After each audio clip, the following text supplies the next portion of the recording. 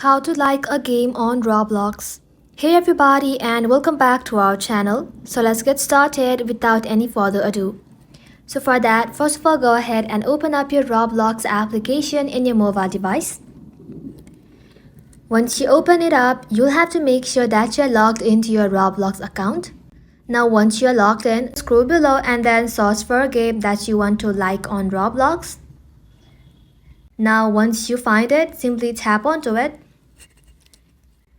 Now from here scroll below, but you'll have to make sure that for you to like a game on Roblox, first of all you'll have to go ahead and play it. So only after you have played the game, you can go ahead and decide whether you like it or dislike it. As in my case, I have already played this game on Roblox, so it's easier for me to like it. In order to like it, simply go ahead and tap on the like button. And just like so, you have successfully liked a game on Roblox. And in this way, you can go ahead and like a game on Roblox that you like. And that is it for today's video, guys. Thank you all for watching the video till the very end. And stay tuned until our next upload.